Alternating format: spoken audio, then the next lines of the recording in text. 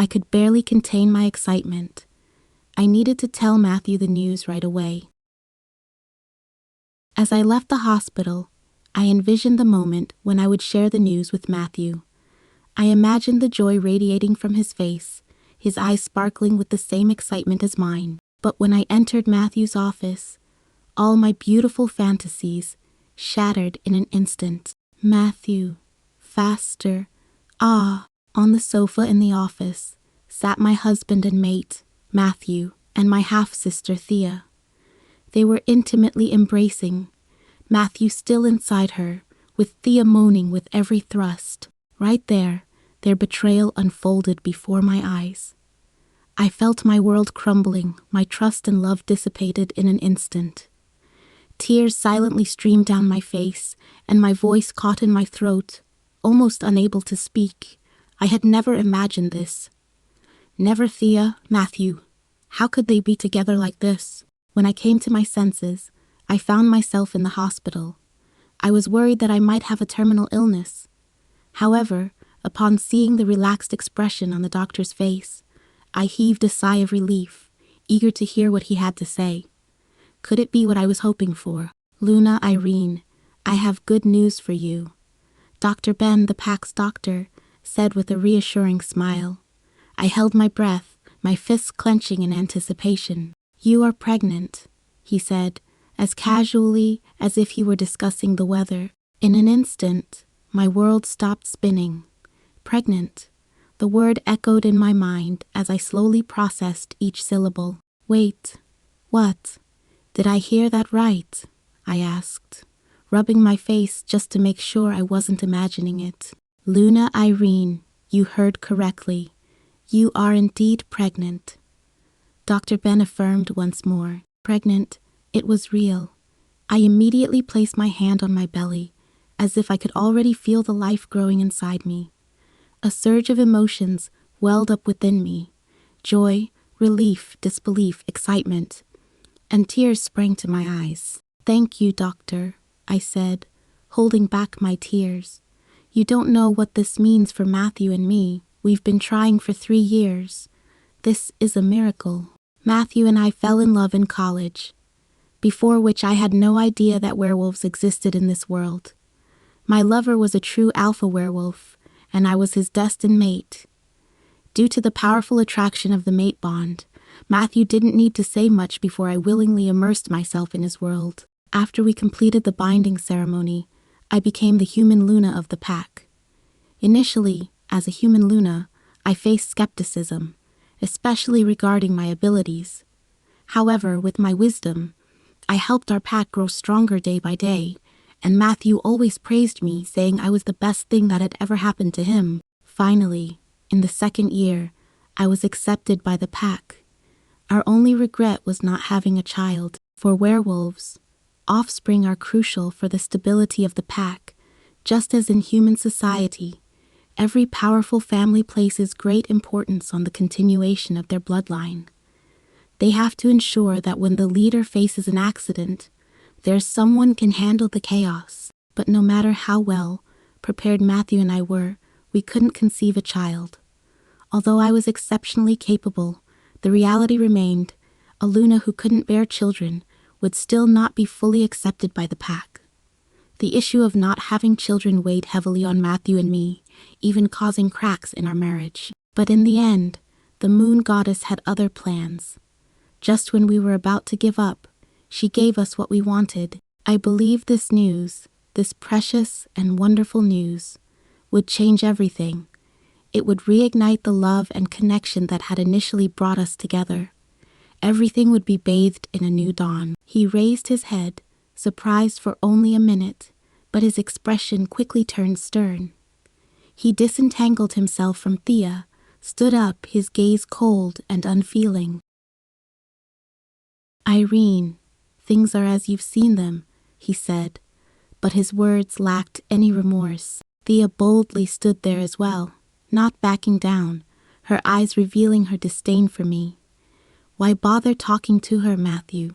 Tell her what you promised me now. You too? I asked, my voice filled with anger and pain. What do I need to know? Matthew glanced at Thea's belly, then turned to me.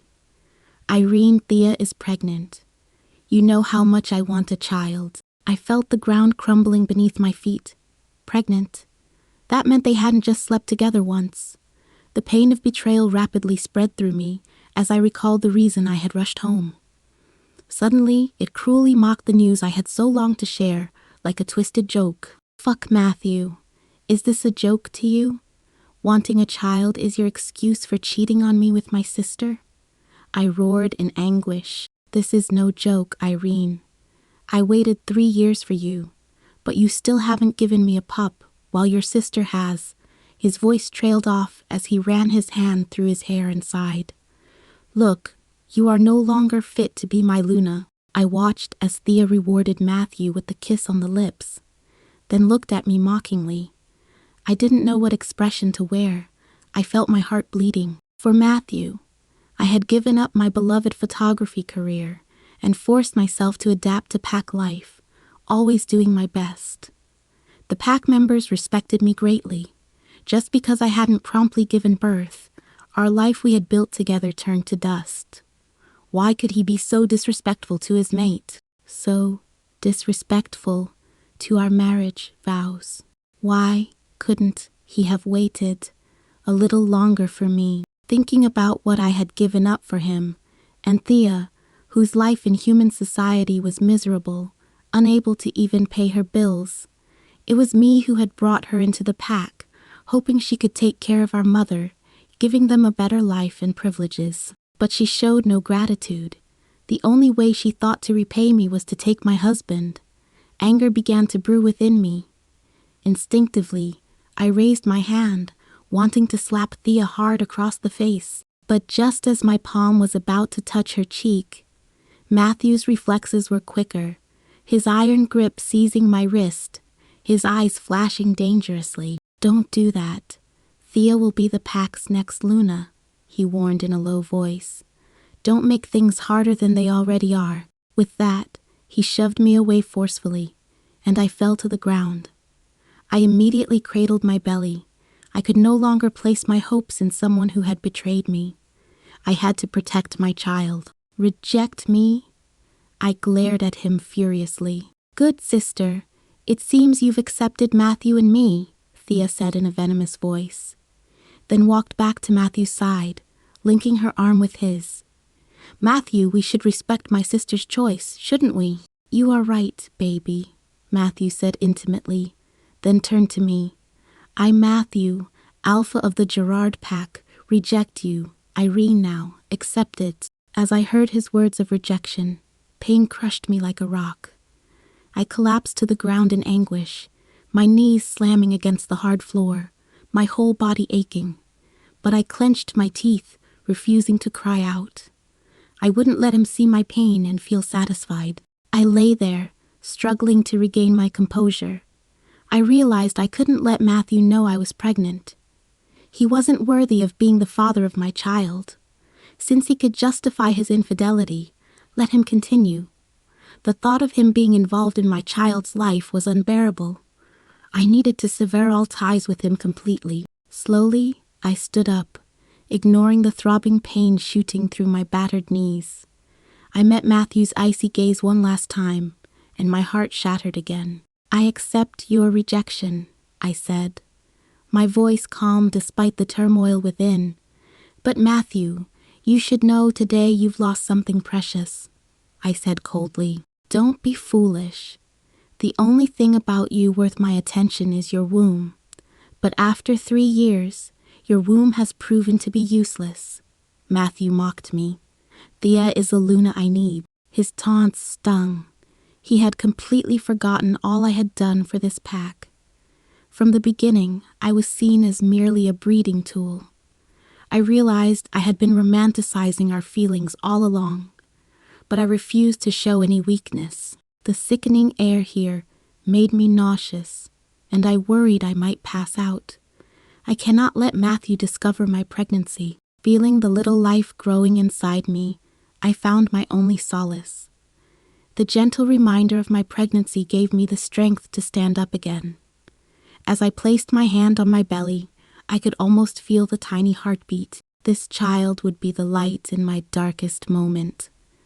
I wiped away my last tear and stood tall. I will make you both pay for this, I vowed resolutely in my heart. For my child, I had to be strong. Leaving the pack felt like walking out of a cage that had confined me for so long, into the unknown wilderness. The weight of betrayal and the reality of becoming a single mother pressed heavily on my shoulders. I found myself in a warm place filled with the aroma of coffee. Oh my God, Irene, what happened? My good friend Emma immediately ran over and hugged me tightly. Carter and Emma were from the Shadow Pack, and Emma was the daughter of the Shadow Pack's Gamma. We had met at a pack gathering, and they quickly helped me become familiar with the werewolf world, becoming close friends I could confide in during that time. My friends had always been my pillars of support, and now I needed them more than ever before. I had called them before coming here. Emma ushered me to their table, their faces etched with concern. Irene, sit down, Carter urged, pulling out a chair for me. Tell us what happened. I took a deep breath, my voice trembling as I recounted everything. Matthew betrayed me, I began, feeling a fresh wave of pain wash over me. I found him with Thea. They were. I couldn't complete the sentence, the memory too vivid. Then he told me she's pregnant. He said I am no longer fit to be his Luna because I couldn't bear children. He banished me from the pack on the spot, severing our bond. Carter and Emma exchanged worried glances, understanding the gravity of my situation. They remained silent, allowing me to continue at my own pace. But there is more, I said, my voice choked. I found out today that I am pregnant. The shock on their faces mirrored the turmoil within me. Carter reached out and gently took my hand. Irene, this is devastating, he said carefully.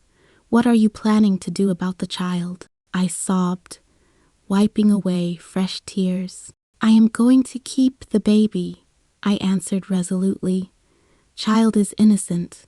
I can't abandon them because of Matthew's betrayal. Emma's eyes were full of concern. Are you ready to be a mother under these circumstances? She asked gently.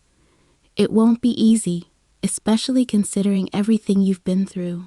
I wiped my tears and took a deep breath. I know it won't be easy, but this child is my light in the darkness.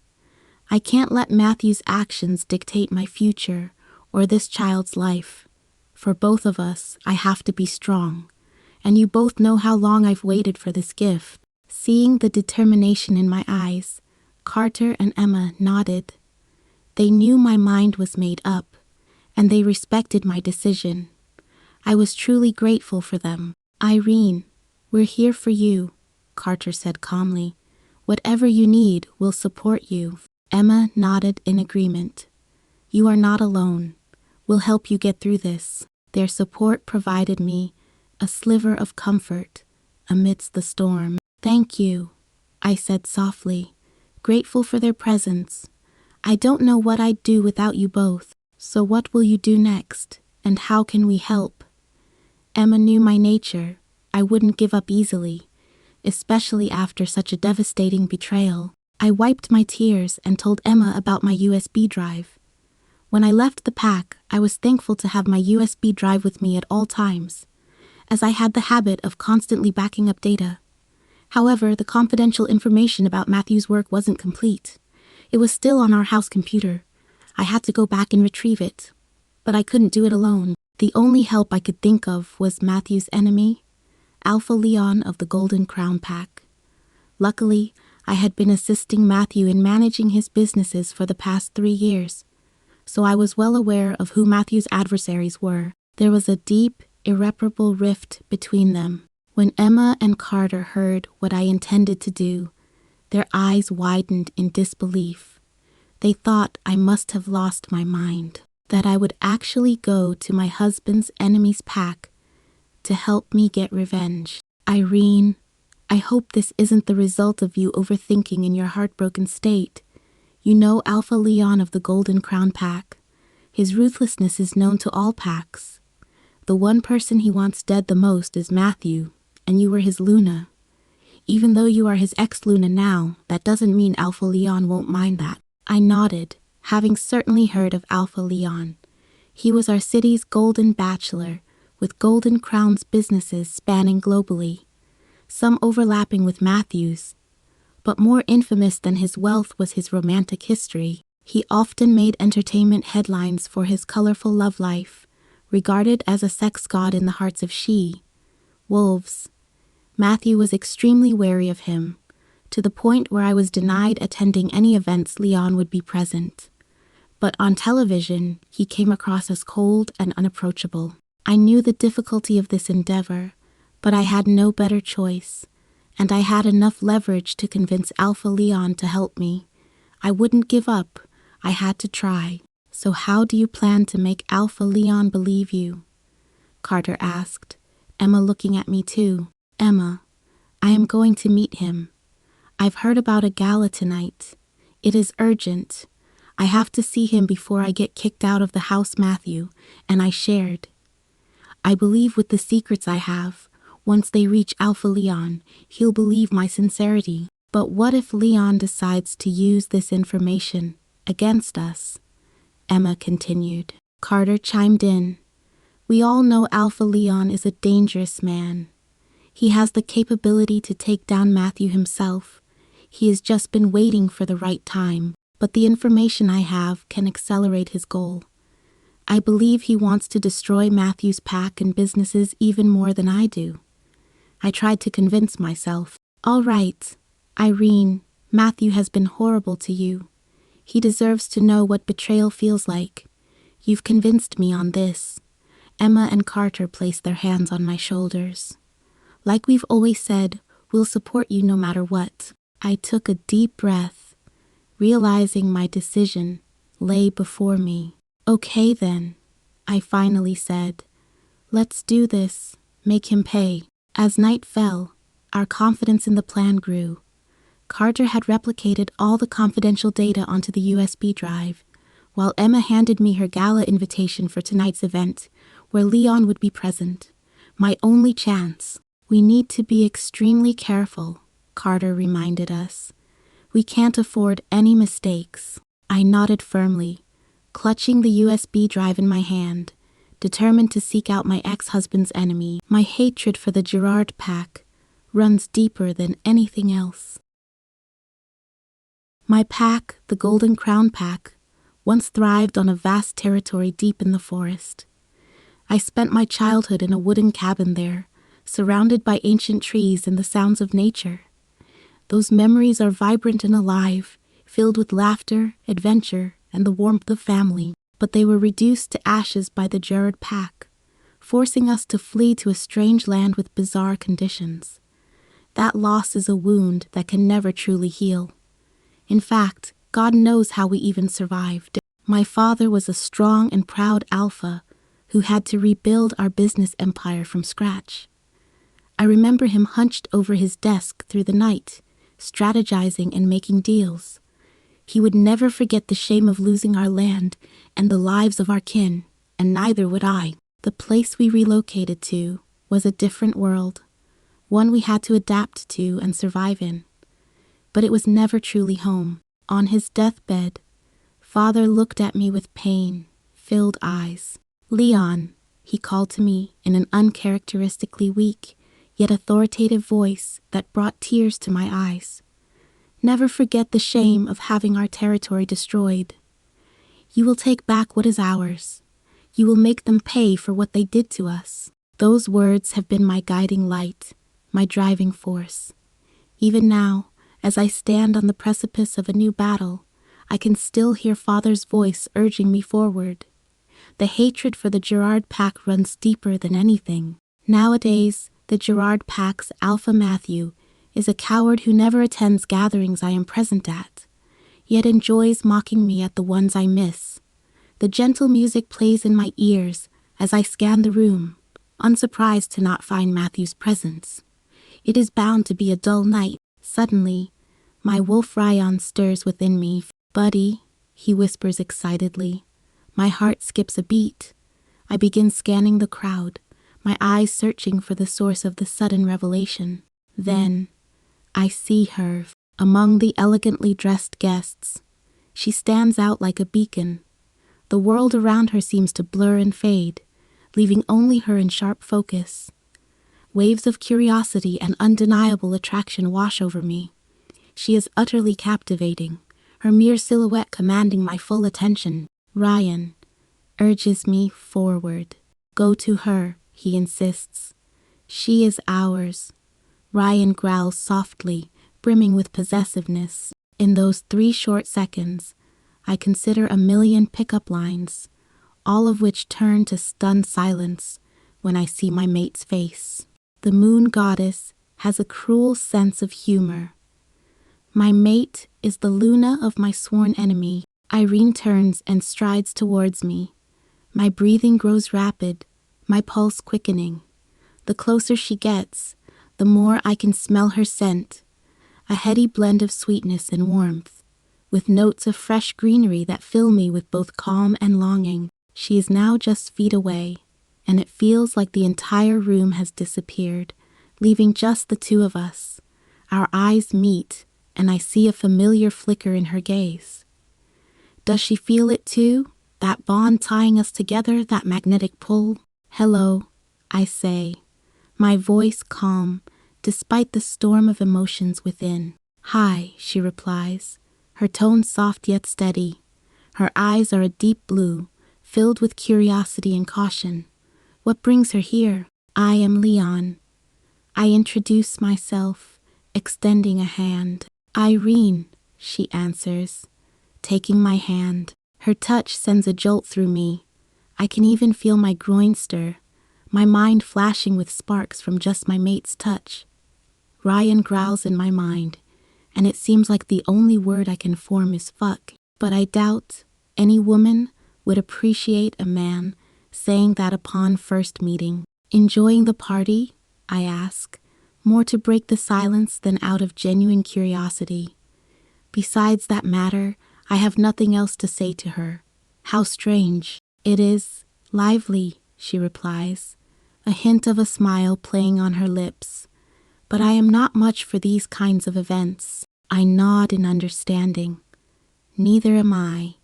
Too ostentatious, lacking in substance. Her smile brightens, and I feel an odd sense of pride at being able to make her smile.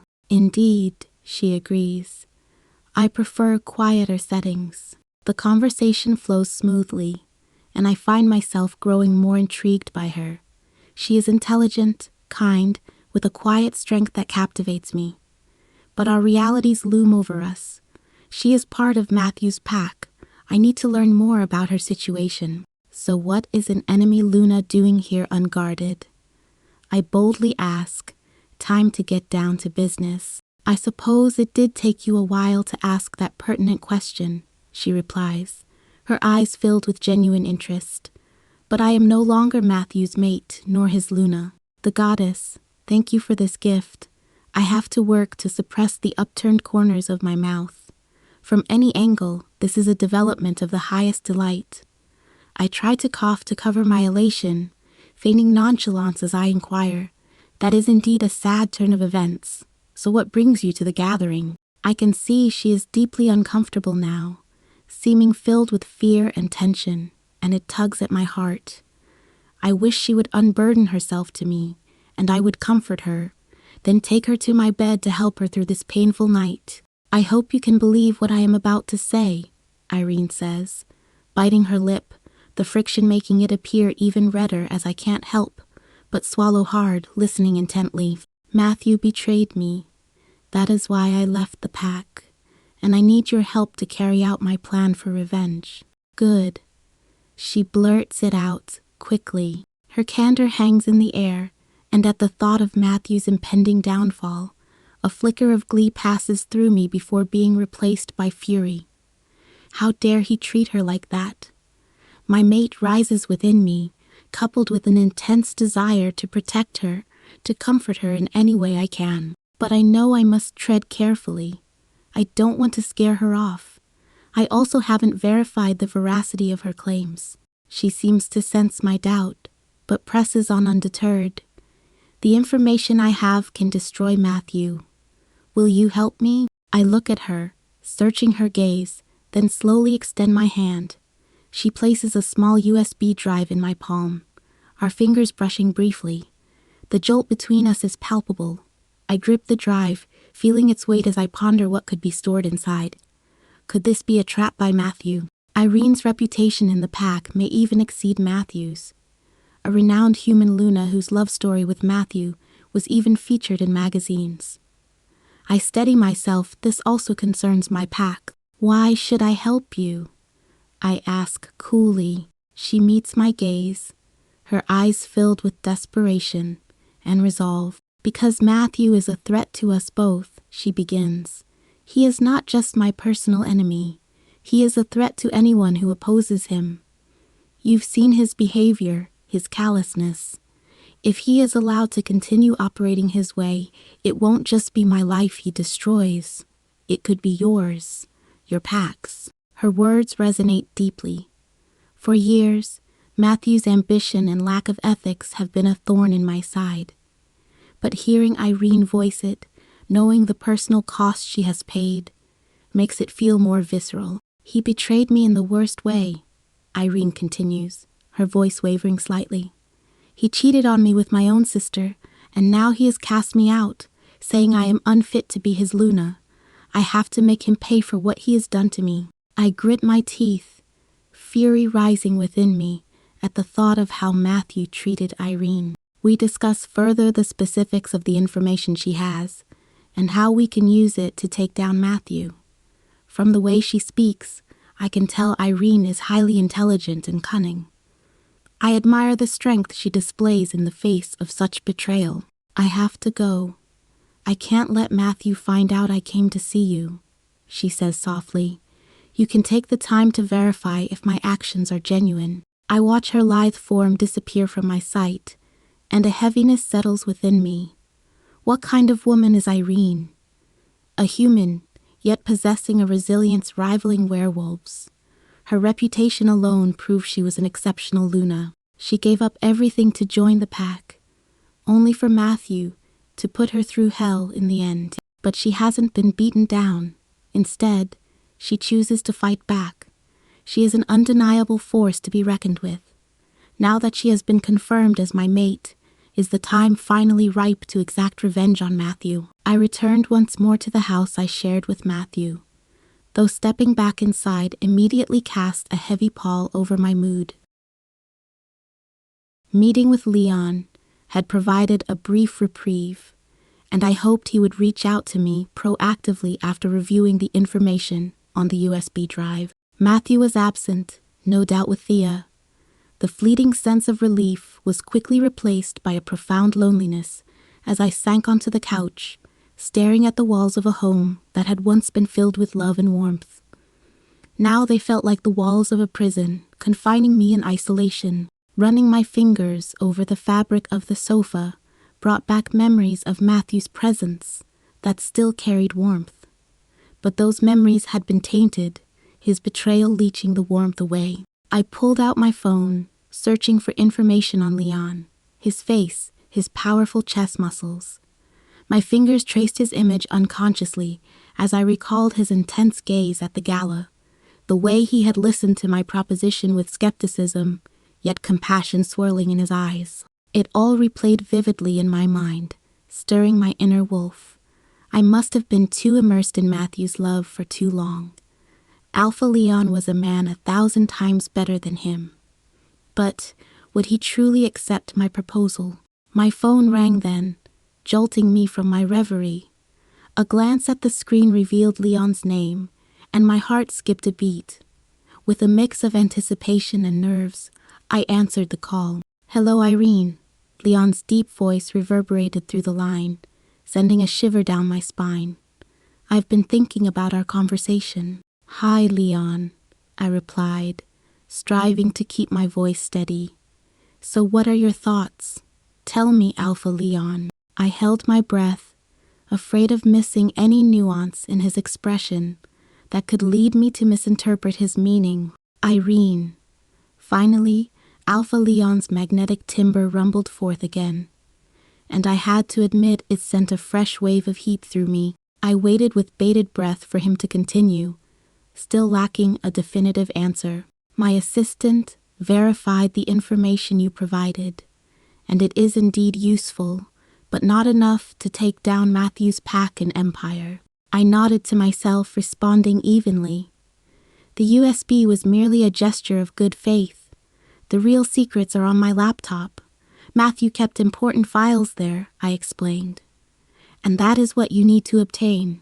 I am under too much scrutiny to do it myself, so this is where you come in. A clever approach, Leon said after a pause, no doubt carefully considering my words. So you have a plan for how to make this happen. I took a deep breath, formulating the plan in my mind. First, we can stage a break-in. Your people can steal my laptop and take some minor valuables to cover the real motive. Then I'll report a fake burglary to mask the information leak. Leon mulled over my suggestion. A good idea. It won't trace back to you that way. Exactly, that is the goal. I don't want to tip Matthew off too soon. I want to give him one big surprise. But I will need your help with something else as well. What is it? Leon asked. I need you to attend my photography exhibition. I trailed off abruptly. You are providing me all this, just to have me attend your photo show? Bringing down Matthew is reward enough. The second request is because when I leave him, I won't be taking any of his alimony. That would be an insult. I want to continue my photography work independently, and your presence would create a huge buzz in the art world that I believe would benefit me more than any alimony from him, I stated firmly. I understand, and I am honored to assist. Alpha Leon chuckled. We'll proceed with your plan. When can we execute this break-in? Give me a few days to prepare, I replied. I need to ensure everything is in place. Understood, Leon said. Take care, Irene. Until then. Hanging up, I felt a renewed sense of purpose. However, I still needed to consider what to do about the house. Thea had made it clear she coveted it, but I wouldn't let her have it. The best recourse may be to demolish it entirely, but I would need to line up a suitable buyer first. Matthew had underestimated me, but he was about to find out just how formidable I could be. With Leon by my side, I would seize this opportunity to regain control of my life and make Matthew submit. I lay in bed, unable to sleep as Leon's voice echoed in my ears. We continued chatting on WhatsApp, discussing the details of our plan. He was direct, efficient, his words carefully considered and precise. I couldn't shake the feeling of his involvement, but for now I needed his help. That was what mattered most. Just as I was drifting off, the door suddenly burst open. Matthew barged in, his movements brash and grating. What is going on between you and Leon? He demanded, his tone icy cold. What is going on between you and Leon? Matthew demanded, his voice cold and harsh. I sat up, meeting his gaze with a defiant and weary look. It is none of your business, Matthew. Besides, I don't know what you are talking about. He narrowed his eyes, suspicion and anger evident within them. I could see it. It becomes my business when you are conspiring with our enemy. Have you been cheating? What? My throat tightened, but I forced myself to remain calm. Cheating? Don't be ridiculous, Matthew. While I was up late at night approving documents for Gerard Pack, you were figuring out how to stick your dick in my sister's hole. I could sense Matthew's embarrassment flash across his face, emboldening me further. I am the Luna you rejected. Our relationship is over. Whatever I do now is beyond your control. Maybe take a look beside you. My stepsister isn't as innocent as you think. He clenched his jaw, his facial muscles taut with rage. For a moment it seemed he might explode, but he restrained himself. Whatever you are planning, it won't succeed. You'll only make things worse. I took a deep breath. I needed to conceal my partnership with Leon. It couldn't be exposed so soon. Stop being so paranoid, Matthew, I stated firmly, holding his gaze. Leon has always hated your pack.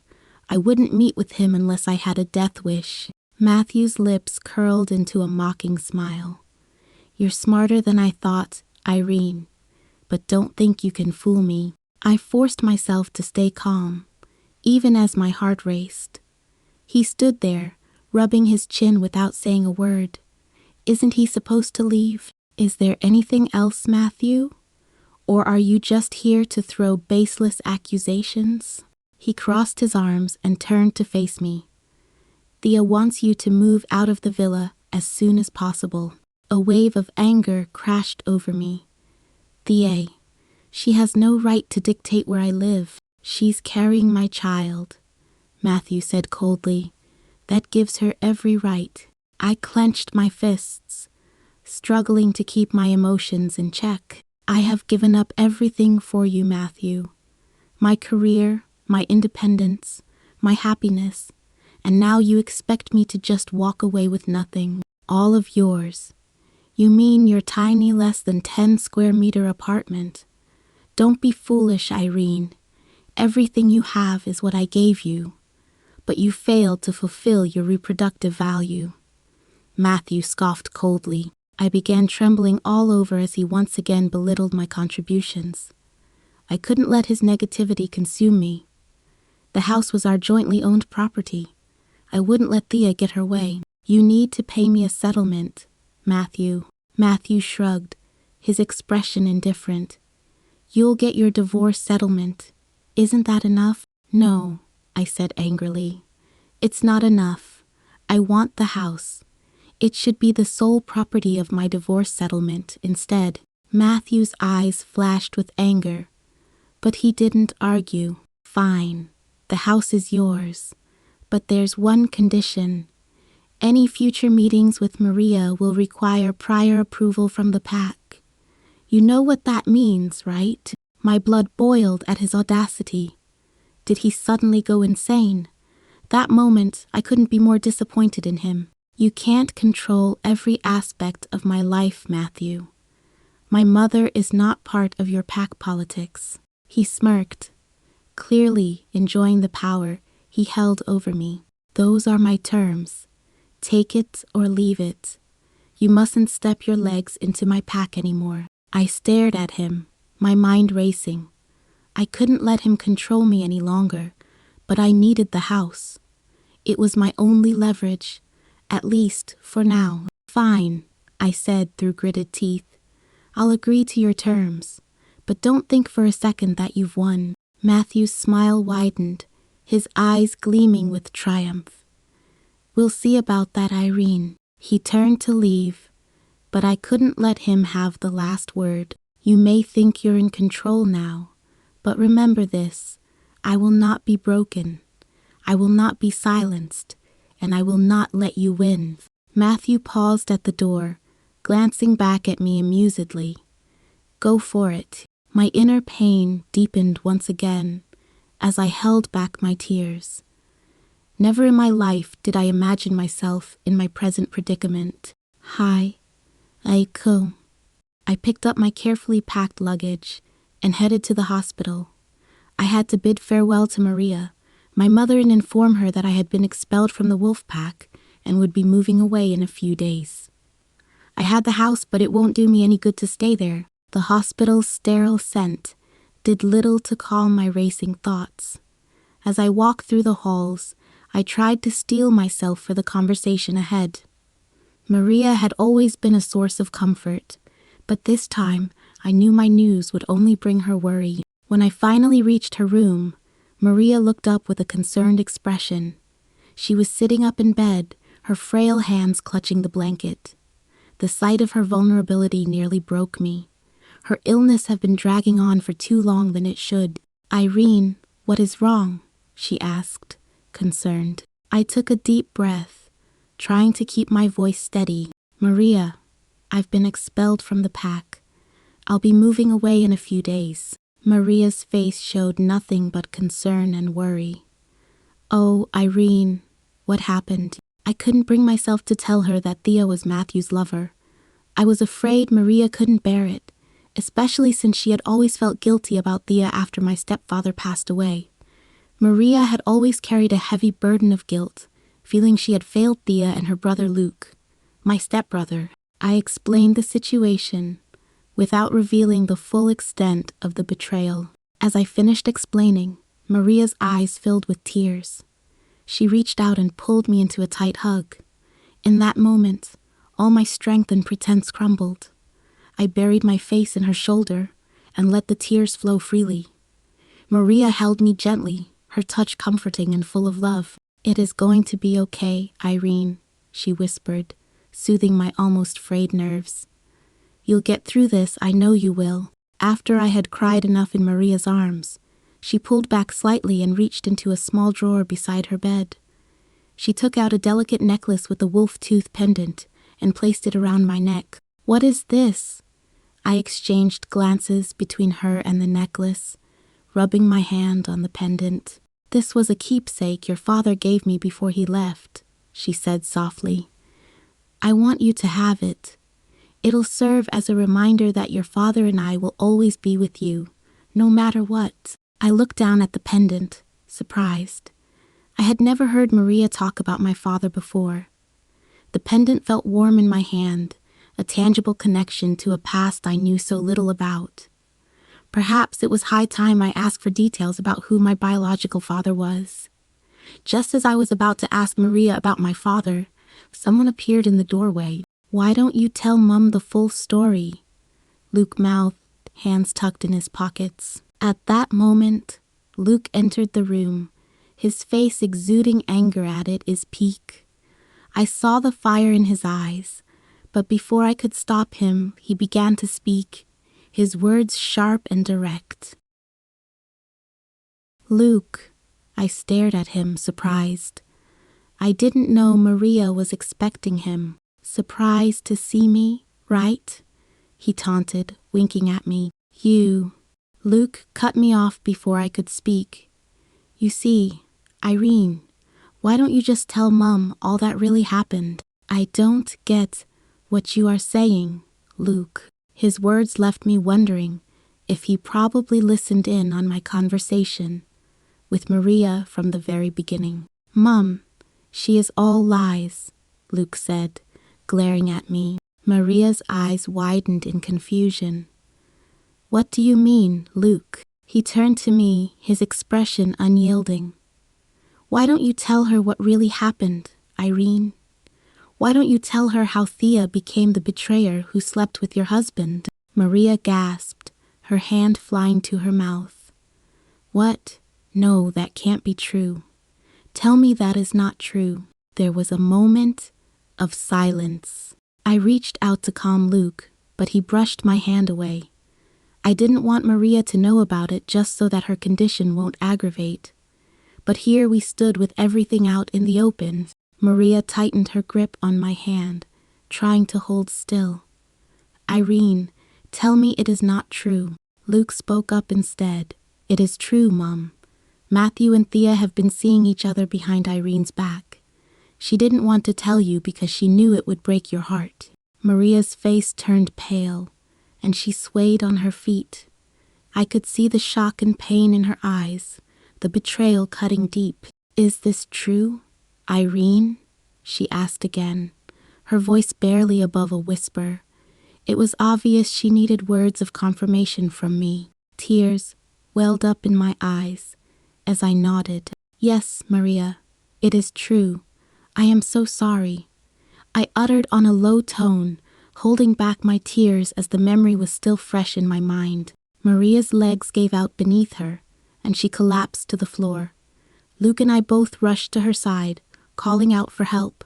The room seemed to spin as panic set in. "Doctor, we need a doctor," Luke shouted, his voice echoing down the hallway. Within moments, medical staff arrived, and they quickly assessed Maria's condition. "Please, you need to stay outside for now," a nurse said to Luke and me, and we complied. Outside, Luke and I didn't speak to each other, We stood there with the hopes that nothing went wrong. After what looked like hours, the doctor came out with the attendant nurses behind him. She is stable now, but we'll need to wait for the test results to know her present health condition. Thank you, doctor, I said, and entered the ward again with Luke behind me. I sat beside Maria's hospital bed, her frail hand clutched in mine. The beeping of the monitors and the sterile smell of the room amplified the severity of the situation. Luke paced back and forth in silence, his face a mask of worry and frustration. We were both caught off guard when the door burst open, and Matthew and Thea stormed in. Thea's eyes immediately locked onto me. Her face twisted in fury. "This is all your fault," she spat, pointing an accusatory finger at me. "If you hadn't meddled, Mum wouldn't be in this state." I held her gaze, refusing to back down. "Thea, this is on you and Matthew. Your affair, your lies. Those are what broke her heart. Are you insane? I didn't come here to rant, like some sulking child like you did, and you are claim. That is enough, please. Since you developed the habit of being thoughtless, you can keep it with you till you get back to your home. Try to be a thoughtful daughter here in the hospital." Before Thea could retort, the doctor came in, his face grave. He looked directly at me, a flicker of recognition in his eyes. "What is wrong, doctor?" "Luna, her condition is critical. She requires surgery immediately." Thea's face turned a deep shade of red. "She's not the Luna anymore," she shrieked, glaring at the doctor. "I am, and you will address me as such." The doctor's eyes darted between us, confusion and unease etched on his face. He respected me as the Luna deeply, the whole pack does, and seeing the discord was clearly unsettling. "I apologize, but whatever is going on here is not important as my patient's health is." Matthew stepped forward with a stern expression. "Thea, enough. This is not the time for this." He placed a hand on her arm, but she shook it off, her rage unabated. "I need to sign the consent form," Thea insisted, her voice growing louder. "Irene has no authority here." The doctor remained firm. "With all due respect, ma'am, Luna Irene is respected many in the pack, and since she is here, we need her to sign for her mother, Maria, to get the surgery she needs." "Much love, Doc," I applauded inwardly. I loved his choice of words and emphasis on the word Luna and mother. Matthew sighed, running a hand through his hair. He shot Thea a disapproving look. "This isn't helping. We need to focus on Maria's health." Thea glared at him, clearly not used to being contradicted. "You're taking her side now, after everything we've been through." Matthew's eyes hardened. "This isn't about sides, Thea. It's about doing what's right for Maria." I stood up, stepping towards the doctor. "I'll sign the form. Just like you said, Maria's health is the priority here." Thea looked like she might explode. "This isn't over, Irene. You're not the Luna, and you never will be again." Ignoring her, I took the pen from the doctor and signed the consent form. "Do whatever it takes to save her," I said, my voice steady, despite the turmoil inside me. The doctor nodded, relief evident on his face. "Thank you, Luna. We'll take her into surgery right away." He hurried off, leaving the four of us in tense silence. Matthew turned to Thea, his face full of anger and disappointment. "We need to talk," he said quietly. "What is there to talk about?" she snapped. "She's undermining us." Matthew shook his head. "You're not seeing the bigger picture. The pack already respects Irene, and your behavior is only making things worse." Thea's eyes narrowed. "You're blaming me for this?" "I'm saying we need to handle this better," Matthew replied, his tone firm. "Maria's health is on the line, and all you can think about is your title." Thea looked like she might argue, but then she seemed to realize the gravity of the situation. "Fine," she said through gritted teeth. But this isn't over. Thea shot me a pointed look, then looped her arm through Matthew's and announced with a smile, "We'll be having our wedding in a week's time. Luke, I hope you and the others will attend. Of course, Irene, you are welcome as well if you wish." My fists clenched, but thinking of all they would face, I couldn't help but smile. "Of course, I'll have a surprise in store for you both." Matthew frowned and pulled Irene away, leaving Luke and me alone once more. I let out a breath, realizing I needed to accelerate my plans to bring down Matthew. "I'm sorry you had to deal with that," Luke said softly. "It's okay," I replied, though it wasn't. None of this was okay, but I had to keep moving forward. Hours passed in a blur of anxiety and fear. Finally, the doctor returned, his face tired but hopeful. "The surgery went well," he said. "Maria is stable, but she'll need plenty of rest." 4 hours had passed since Maria had lost consciousness. Each minute dragged by like an eternity. I sat by her bedside, holding her hand, praying for her to wake up. The tension in the room was thick, with Luke pacing and Matthew and Thea standing off to the side, their presence like dark clouds in the already gloomy hospital room. Finally, Maria stirred. Her eyes fluttered open, and I rushed to her side, my heart pounding with relief and worry. "Maria, how do you feel?" I asked softly, trying to keep my voice steady. Instead of answering me, Maria's gaze shifted to Matthew and Thea.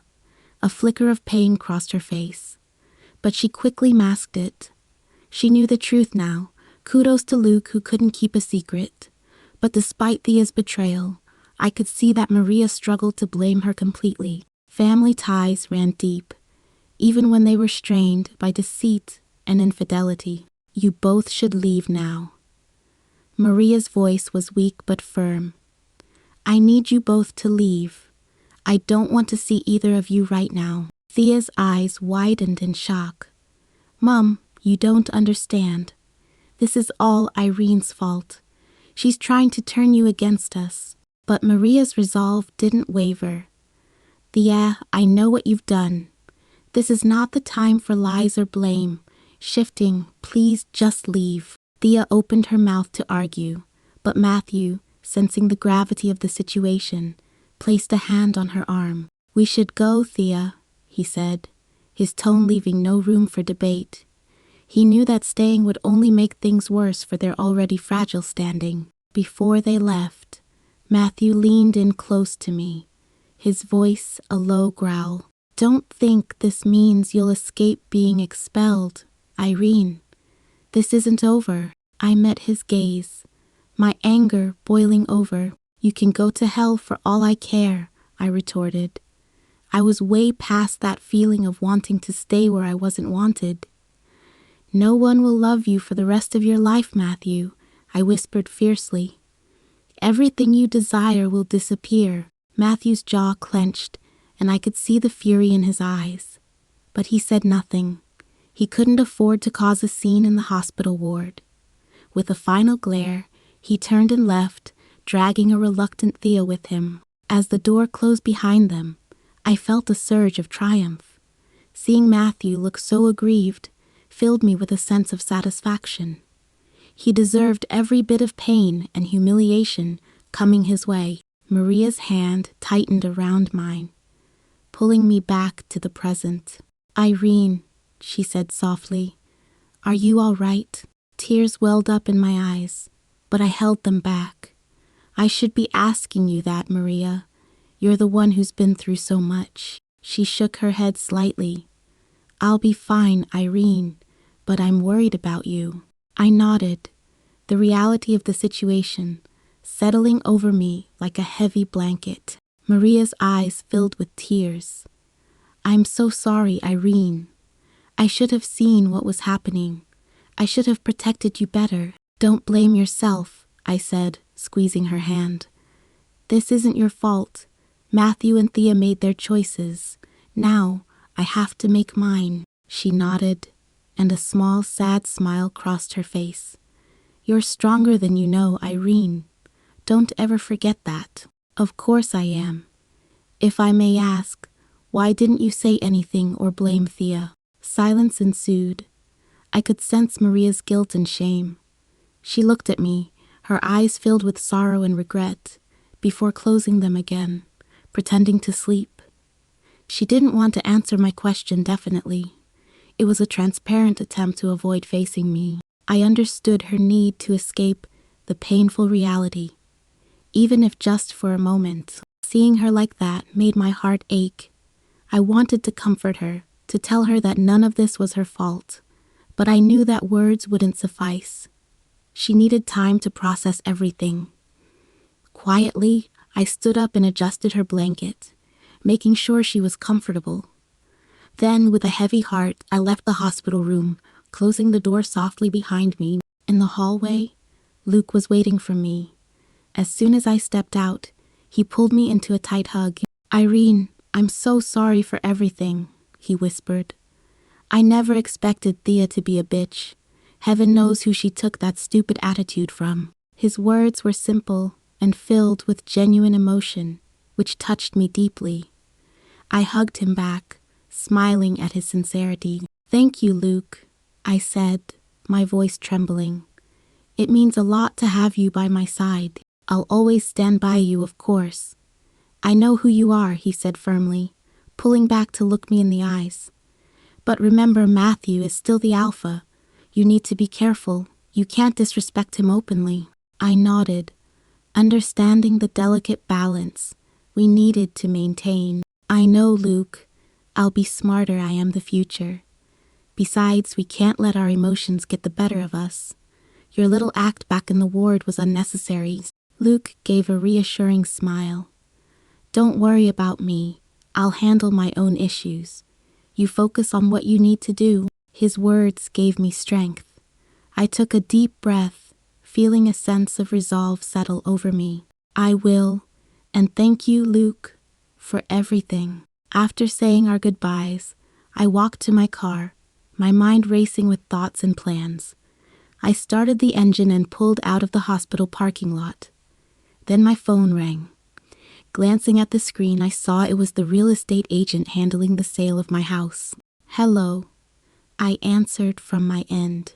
"Miss Irene, I wanted to let you know that we've received an offer on your house," the agent said, his tone professional yet enthusiastic.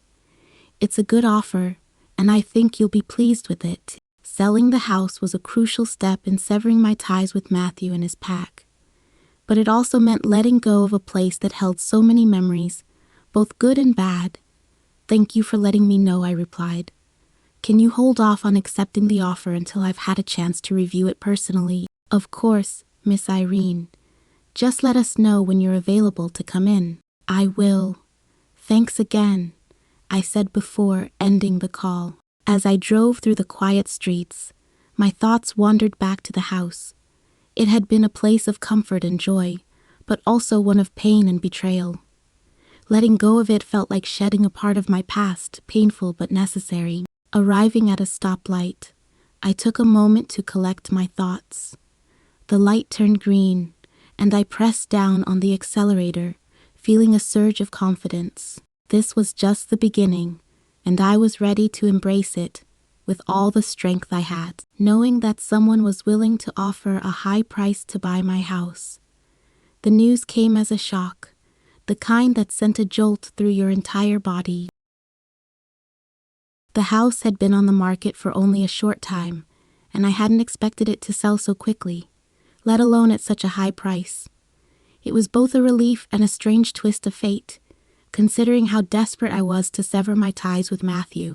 At the agent's office, I carefully read every clause of the contract. Each word seemed to hold apart my past, my memories, and my future. I couldn't afford to miss a single detail. The agent, a middle-aged man with a kind smile, patiently waited as I went through the document. "Take your time, Miss Irene," he said, all smiles. "It's important that you feel comfortable with everything." I nodded, appreciating his understanding. Finally, after what felt like an eternity, I signed at the bottom of the contract. The moment the pen left the paper, a mix of emotions washed over me. There was a pang of reluctance, a sense of loss for what the house represented, but there was also a budding anticipation, a hope for what the future held. "Congratulations," the agent said, extending his hand. "You've made a great sales." "Thank you," I replied, shaking his hand. The process of transferring the house payment to my account via telegraphic transfer was swift. Watching the numbers change on my bank statement brought a surreal sense of closure.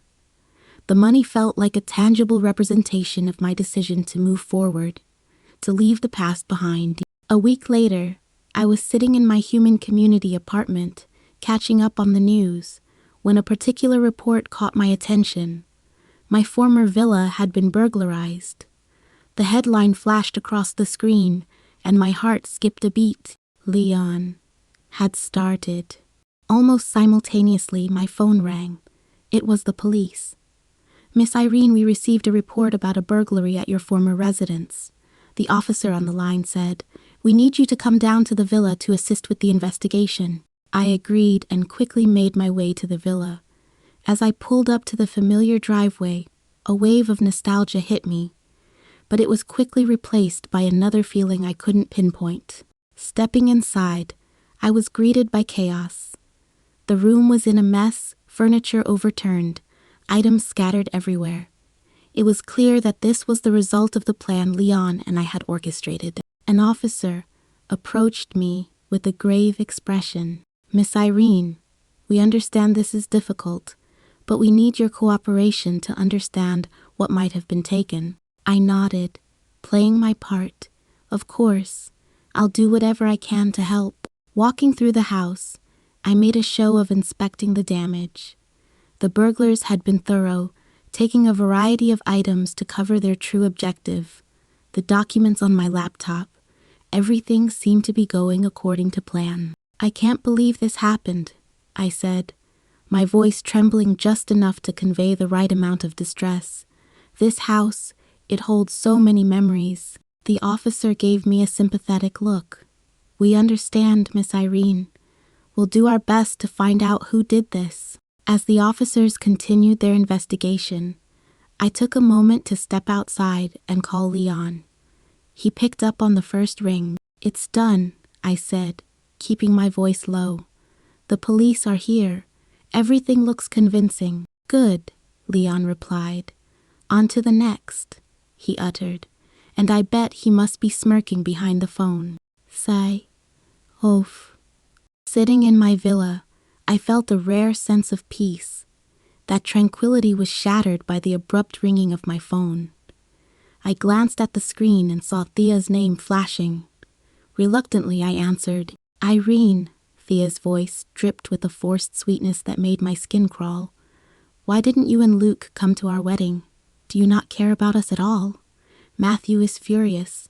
Without your blessing, our marriage, and the reputation of the pack, will plummet."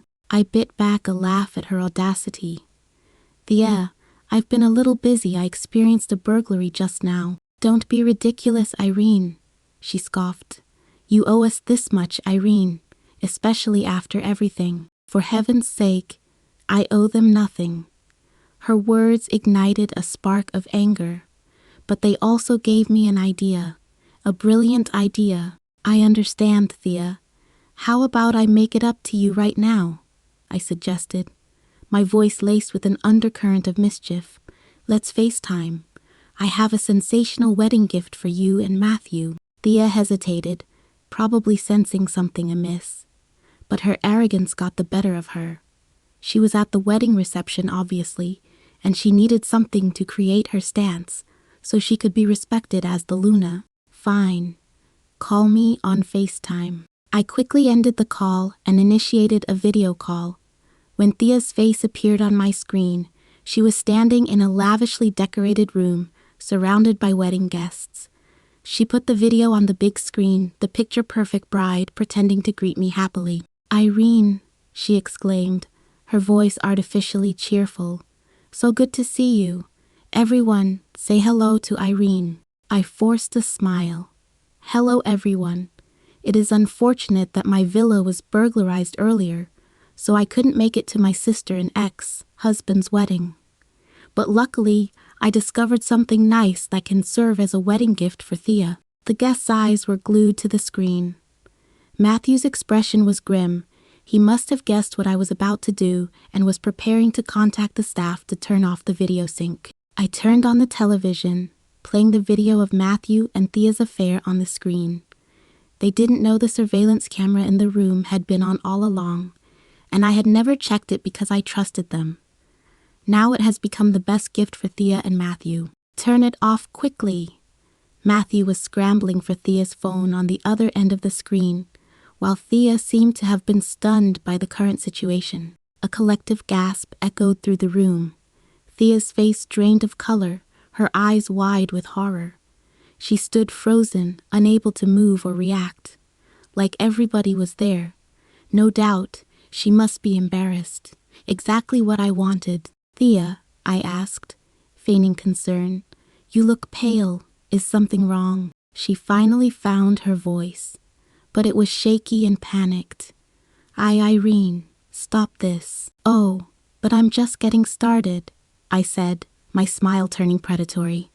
"I hope after going through this drama, you two can still maintain your love and fidelity. That is my blessing for you both."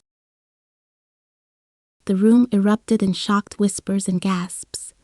Thea tried to shut off the phone, but in her panic, she fumbled.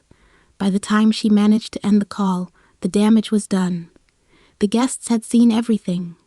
They knew the truth now rather than the lies they spewed to people of the pack all along. "Number, Irene, please explain it to them," I heard Maria's voice. "Don't ruin your sister's wedding." My mother attended this wedding. She still supported Thea. My eyes became moist, and my heart was about to shatter into a million pieces. It was Matthew and Thea who betrayed me. Why should I help them restore their reputation? "Maria, Thea asked me to attend her wedding with Matthew, so she should have known there would be consequences to this." I cleared my throat. As the former Luna of the Gerard Wolf pack, I have the right to prove my stance to all the guests. As the screen went dark, my phone rang again. It was Matthew this time. His voice was low and menacing. "Irene, you will pay for this," he hissed. "You think you've won. I will seek revenge, and you will regret ever crossing me." "Matthew, I think you're mistaken," I replied calmly. "You're the one who should regret ever underestimating me. Enjoy your wedding." I hung up, feeling a surge of triumph. Yes, I had burned every bridge with Matthew, but that was inevitable. This was my final act of defiance, my way of reclaiming my dignity and showing him I was not to be trifled with. Leon's point of view. Sitting in my spacious study, I placed Irene's laptop on the mahogany desk in front of me. The room was dimly lit, and the glow from the computer screen casted shadows on the walls lined with bookshelves. My gaze was focused and sharp as I powered on the device, fingers itching to find the information Irene had described. I took a deep breath, knowing that what I was about to uncover meant a lot to my plans. With swift, practiced movements, I went through the laptop's files. It didn't take long to locate the folders Irene had mentioned. My eyes scanned the screen, absorbing the details. My heart pounded in my chest as I realized the magnitude of what I was seeing. This wasn't just business information. It was the lifeblood of Matthew's empire. Secrets, strategies, and dirty dealings were all meticulously documented. I quickly copied the data to my own device, my fingers tapping furiously on the keyboard. The transfer seemed to take forever, but finally it was done. I straightened up, feeling a sense of accomplishment and a thrill of anticipation. I turned to my subordinate, who was standing by, awaiting orders. "Dispose of this," I said, handing over Irene's laptop. "Thoroughly leave no trace." He nodded, taking the laptop with a serious expression. I watched as he left the room, knowing that he would carry out my instructions to the letter. This was too important to leave anything to chance. Alone again, I opened the copied data on my own device. As I scrolled through the documents, I felt a surge of uncontrollable excitement. These files contained everything needed to dismantle Matthew's business empire. My wolf stirred within me, sensing the imminent victory. This was the moment we had been waiting for. Finally, I muttered to myself, a smile spreading across my face. We can bring him down. My thoughts turned to Irene. She had risked everything to get this information to me. I owed her more than just gratitude.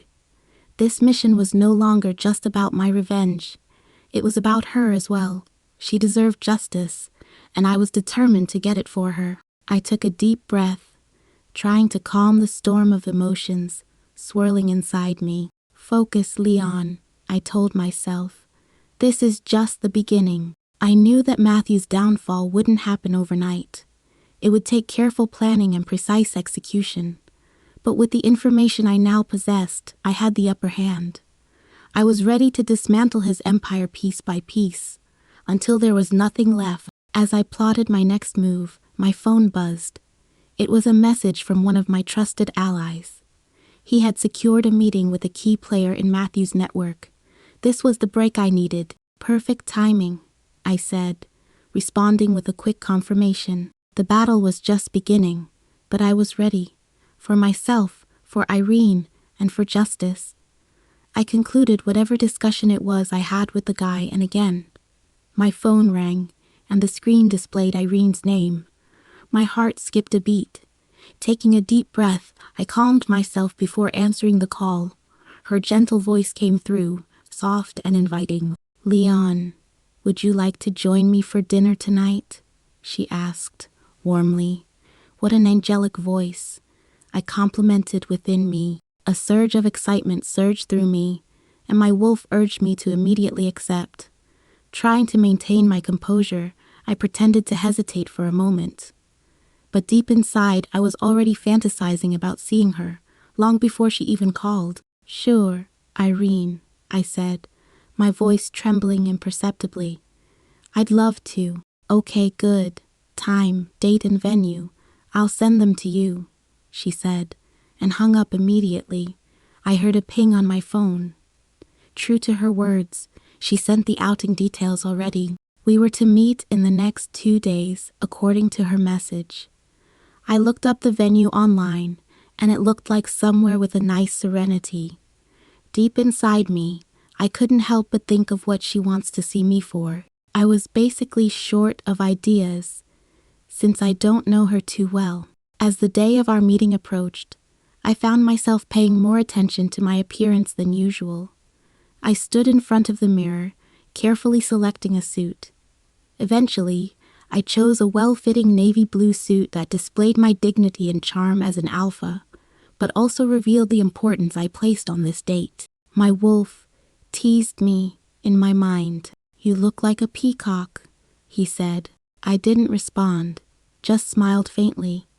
Despite my calm exterior, my heartbeat was anything but steady. Before stepping out, I looked at myself constantly in the mirror, and I was satisfied with how I looked.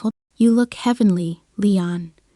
I complimented myself out loud. Before heading to the meeting place, I made a stop at a flower shop. My eyes wandered among various flowers until they landed on a bouquet of bright sunflowers. Sunflowers symbolized new life and hope, and I believed Irene would appreciate this special gift. With the bouquet in hand, I arrived at the restaurant at the agreed time. My eyes searched through the crowd until they found her. Irene was elegantly dressed in a beautiful dress, her beauty momentarily making me forget to breathe. My heart pounded fiercely in my chest, and my wolf praised her beauty, while simultaneously cursing Matthew. As I approached her, she looked up and smiled, a smile that made my heart skip another beat. Hi, Leon, she greeted, her voice soft yet vibrant. Hi, Irene, I responded, handing her the bouquet. These are for you. She accepted the sunflowers, her eyes lighting up with genuine appreciation. Thank you, Leon, they're beautiful. We were seated at a cozy corner table, and after a few moments of small talk, the conversation turned more personal. I was surprised when you called, I admitted, trying to keep my voice steady. "I thought it was time we had a proper conversation," she said, her gaze meeting mine. "There are things we need to discuss." "Of course," I replied, nodding. "Where should we start?" The day of the meeting with Leon finally arrived, and I was crazingly anxious and nervous. I stood in front of the mirror, adjusting the simple yet elegant dress I had chosen for the evening. The soft fabric hugged my curves in all the right places, and the deep blue color highlighted my eyes. I wanted to look my best, to showcase my taste and demeanor, and to feel confident in my skin. Leon arrived on time, and as soon as he walked into the restaurant, he immediately attracted the attention of everyone present. Both men and women couldn't help but glance at him. He was dressed in a well-fitting navy blue suit that accentuated his broad shoulders and lean physique. His dark hair was perfectly styled, and his piercing eyes scanned the room until they found me. There was an air of authority and charm about him that was impossible to ignore. Leon's style was completely different from Matthew's. Where Matthew's presence was cold and calculating, Leon exuded warmth and confidence. His movements were smooth and deliberate, and he carried himself with a grace that made heads turn. As he walked towards me, his eyes never left mine, and I felt my heart start to race unnecessarily. A long-lost excitement surged within me, surprising me with its intensity. I hadn't expected to have such carefully detailed feelings for Leon. Yet here I was, unable to look away. He reached our table, and a smile spread across his lips, making my breath hitch. "Irene," he greeted, his voice deep and smooth. "You look stunning." "Thank you, Leon," I replied, smiling like I was all right, despite the fluttering in my chest. "You don't look too bad yourself." He handed me a bouquet of bright sunflowers, their cheerful faces a stark contrast to the serious look in his eyes. "These are for you." I took the flowers, feeling a warmth spread through me. "They're beautiful, thank you." We were seated at a cozy corner table, and as we settled in, I couldn't help but notice the way Leon looked at me. There was a hint of aggression in his gaze, a desire that he didn't bother to hide. It pleased me, making me feel powerful and desirable. I never underestimated my own charm, but it had been a while since I had seen such open admiration directed at me. "Thank you for agreeing to meet with me," I said, trying to keep my tone casual. "Of course," he replied, leaning in slightly. As Leon sat down across from me, the warm light of the restaurant cast a soft glow over us. The atmosphere was intimate, perfect for the kind of deep conversation we were about to have. "So, Irene," Leon began, a gentle curiosity in his voice, "tell me more about yourself. I feel like I've only scratched the surface of who you are." I smiled, feeling a bit shy under his intense gaze. "Well, where should I start? I guess my age would be a good beginning. I'm 32. Leon nodded, his eyes never leaving mine. 32 and already so accomplished. That's impressive. "Thank you," I said, feeling a blush creep up my cheeks. "What about you?" "I'm 35, he replied. "Old enough to know what I want in life, but still young enough to go after it." There was something so reassuring in his words, a confidence that made me feel safe. "What about your family?" I asked. "Do you have any siblings?" "No siblings," he said, shaking his head. "It's just me. My parents passed away a few years ago. They were both strong wolves, and they taught me everything I know about leadership and loyalty." "I'm sorry to hear about your parents," I said softly. "They sound like they were wonderful people." "They were," Leon agreed. "What about your family?" I hesitated for a moment, the pain of my mother's situation still fresh. "My mother is in the hospital, as you know, and I have a stepbrother and stepsister, but we're not close." Leon nodded, understanding in his eyes.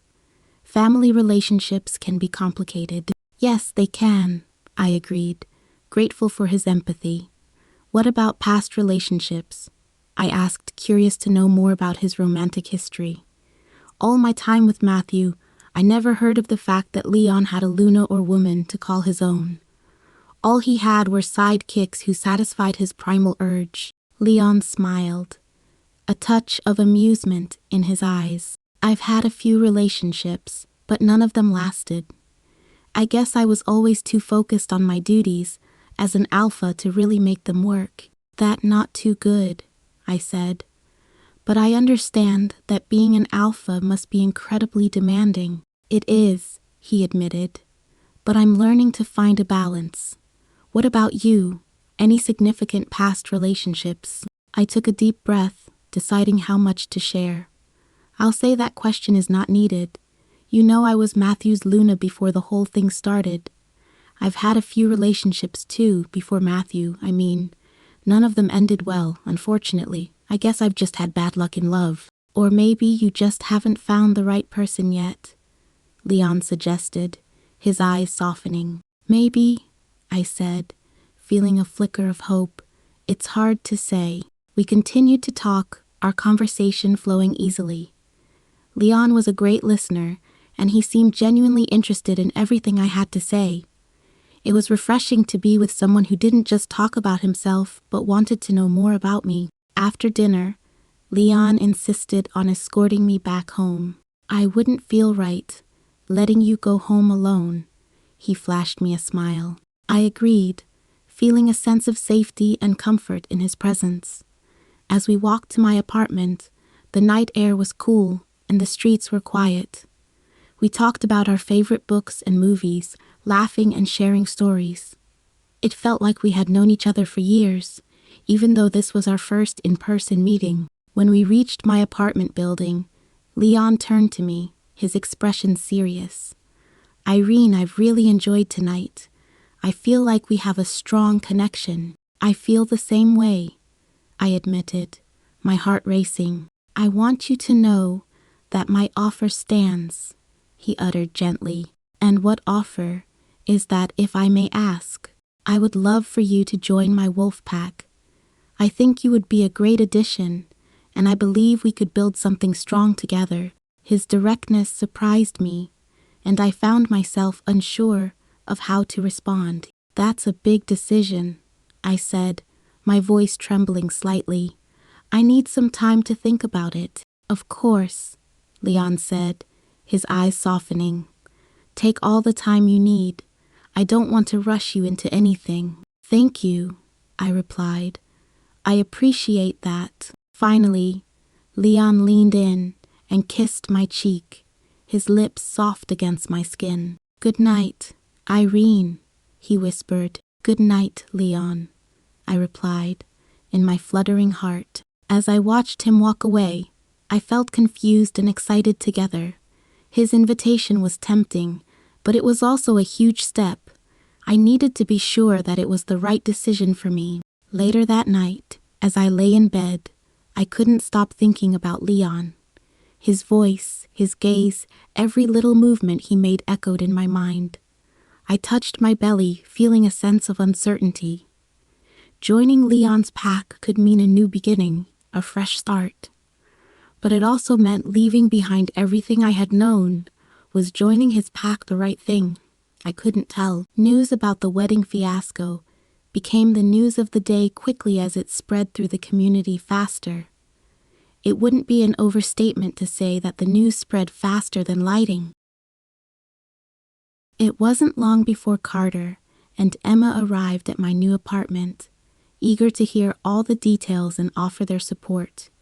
I was sure that they were really happy for what I did. One reason they would forever be my friends. Carter immediately started helping me tidy up. You did well with this place, Irene, he said, examining the cozy living room. It's got a good vibe. Emma, on the other hand, was more focused on getting the gossip. She perched on my couch, her eyes sparkling with curiosity. So, spill it, Irene.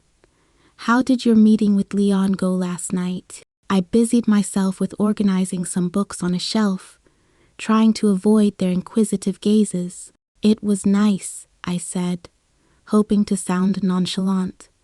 We talked about a lot of things. Carter paused his tidying to look at me. Nice.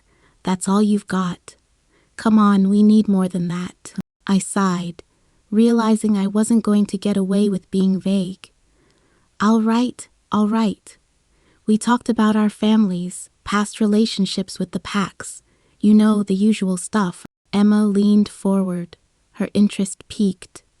And how did you feel about him? I could feel a blush creeping up my cheeks.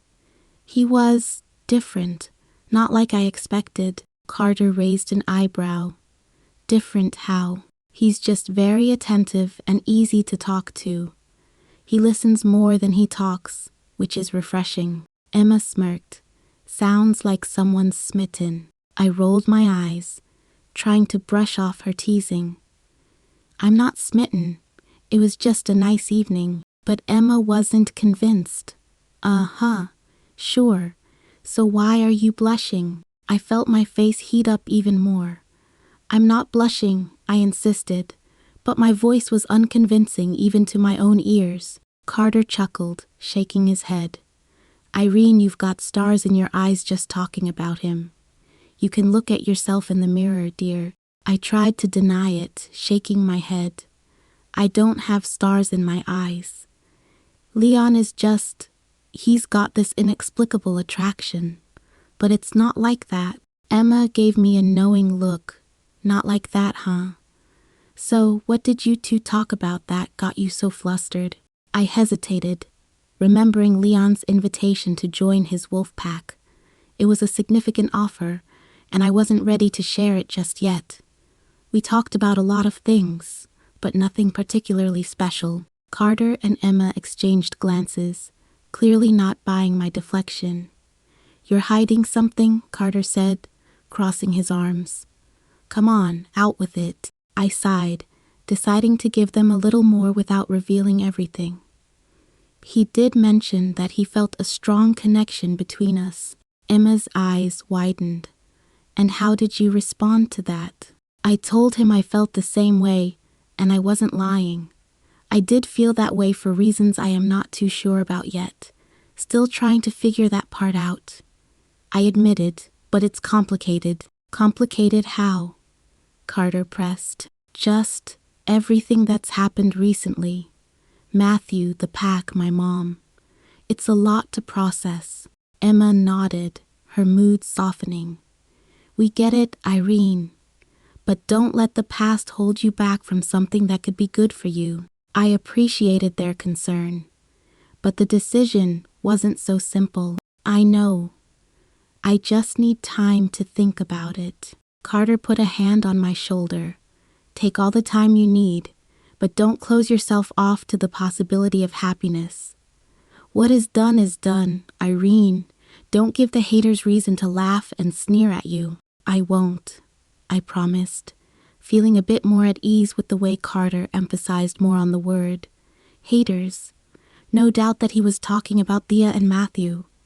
The sarcasm didn't pass I and Emma by, and it had us laughing. Carter, sensing the shift in the conversation, asked with genuine concern, So, what are your future plans? You know, given everything that has happened. I heaved a sigh, thinking of the reply to give to Carter. Truth be told, I've been thinking about the way forward, but it seemed like I was stuck. As a rogue who had lost her wolf pack, my situation was indeed precarious. Honestly, Carter, I'm not sure. I've been so focused on just getting through each day that I haven't really thought about the future. Emma jumped in with a suggestion quickly. Well, if you don't mind, you could always join our pack. It's small, but everyone is really friendly and kind. She uttered and turned to look at Carter for confirmation, which he nodded to. I would have accepted her offer, but it definitely came with a great price. I appreciated the offer, but the thought of bringing potential trouble to their doorstep made me hesitate. Thank you, Emma. I really appreciate it, but I'm worried that if I join, Matthew might retaliate against your pack. I couldn't live with myself if that happened. Emma and Carter exchanged worried glances. You're family to us, Irene, Carter said firmly, We'd protect you, no matter what. I gave them a grateful smile, but the fear lingered. After a moment of hesitation, I decided to share the other option that had been on my mind. Actually, there is something else. Carter and Emma paid increased attention to me. What is that? Let the cat out, Irene. So, Leon invited me to join his wolf pack. I dropped the bombshell. The room fell silent for a moment before Carter and Emma erupted in excitement. What? They both screamed in unison. That's amazing, Emma exclaimed, practically bouncing in her seat. You have to accept, Irene. It's a fantastic opportunity, and it sounds like Leon definitely has feelings for you. I felt my cheeks flush with a mix of excitement and nervousness. I don't know, I murmured. It's a big decision. Carter nodded, his eyes sparkling with encouragement. Irene, this could be the fresh start you need. Plus, it's pretty obvious Leon cares about you. You should go for it. We can't be so sure. At least, one thing is sure, you are going to be safe. That alone, it goes a long way. Before I could respond, my phone rang, startling me. I looked at the screen and saw Leon's name. My heart skipped a beat. Carter and Emma had just finished teasing me about Leon's invitation, when there was a sudden urgent knock on the door. The three of us exchanged puzzled looks before I got up to answer it. Standing in the doorway was Matthew's beta, his face tense with worry. Irene, you need to come with me. The alpha demands your presence immediately. I raised an eyebrow, my heart pounding in my chest. Why would I do that? I'm not part of his pack anymore. The beta's eyes pleaded with me. Please, Irene. I wouldn't be here if it wasn't serious. You need to come with me now, or it could go very badly for everyone involved. Carter stepped forward, his stance protective. She doesn't have to go anywhere with you. Matthew has no right to demand anything from her. The beta looked more desperate by the second. I understand, but this isn't just about Irene. If she doesn't come with me, things could get worse for all of us. I turned to Emma, who had a worried look on her face. Then I looked back at the beta. Something in his eyes made me realize that refusing him could have serious consequences. With a heavy sigh, I nodded. Fine, I'll go, but only because I want to hear what he has to say. Carter's hand tightened on my arm, his voice low and urgent. Irene, are you sure about this? You don't owe him anything. I squeezed his hand reassuringly. I know, Carter, but I need to face this. I'll be okay. Emma looked at me, her eyes filled with concern. Please be careful, Irene. I gave them both a small reassuring smile before stepping outside with the beta. He led me to a car parked by the curb, opening the door for me. I hesitated for a moment, then climbed inside, the door closing with a soft thud behind me. Whatever Matthew wanted, I knew it wouldn't be good, but I was ready to face him, no matter what. Matthew's point of view. Sitting in my office, I could feel the tension tightening around me like a noose. I had been staring at the clock for the past hour, waiting for my beta to return with Irene. The longer it took, the more restless I became. I clenched my fists, trying to suppress the irritation gnawing at my insides. How had it come to this? I had everything under control. My pack, my life, my future. But now things were unraveling, and Irene was at the center of it all. The thought of her slipping away from my grasp, defying me, made my blood boil. When the door finally opened, I turned to see my beta ushering Irene into the room. She walked in with a calm, almost defiant look in her eyes that only served to stoke the fire burning within me. I stood up, my gaze locking onto hers, trying to gauge what was going on in that mind of hers. Irene, I said, my voice low but firm, do you have any idea what kind of trouble you are causing? She tilted her head slightly, a hint of a smirk playing on her lips. Trouble? I think you are overestimating my influence, Matthew. Her tone was casual, but I could see the steel beneath it. She wasn't afraid of me, and that infuriated me even more. Don't play games with me, Irene. You know exactly what I'm talking about. You've been stirring up chaos ever since you left the pack. Irene crossed her arms, her gaze never wavering. I left because you gave me no choice. And now you're dragging me back here for what? To intimidate me. It won't work. Her defiance was like a slap in the face. I took a step closer, my voice dropping to a dangerous whisper. You seem to forget who you are dealing with, Irene. I'm still the alpha. I'm still in control. She didn't flinch, didn't back down.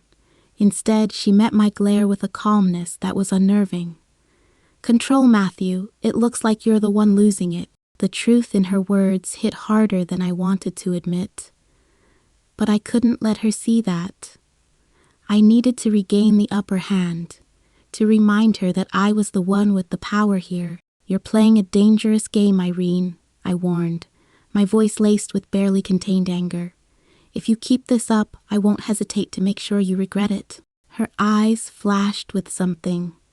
Determination, maybe even pity. You've already taken everything from me, Matthew.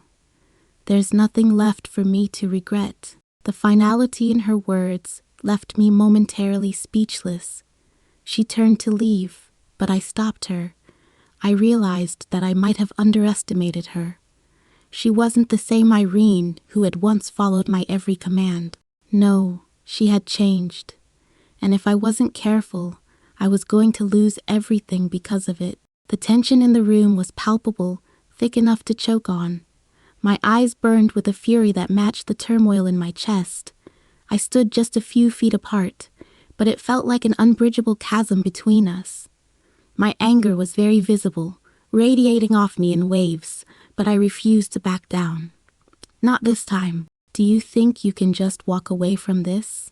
I said in a low, dangerous growl, the kind that made others tremble. But she stood her ground, her heart hammering in her chest. You've already lost, Matthew, she shot back.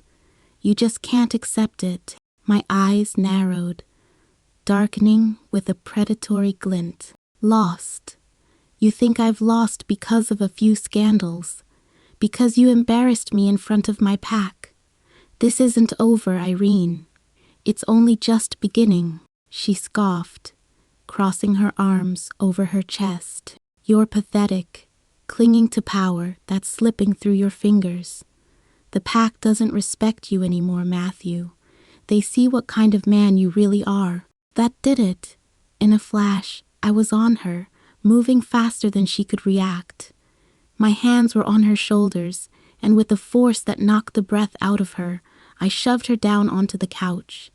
The world spun as she landed, my weight pressing her into the cushions.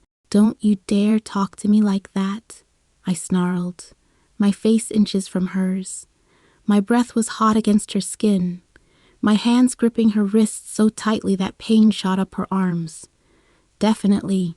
You think you can humiliate me and just walk away. Fear sparked in her chest, but she refused to let it take over. She glared up at me, trying to twist out of my grasp, but I was too strong. The disparity in our strength was painfully clear. Her wolf, weakened as she was, couldn't help her here. She was at my mercy. Let me go, she demanded, trying to keep her voice steady. But there was a tremor there that she couldn't quite hide.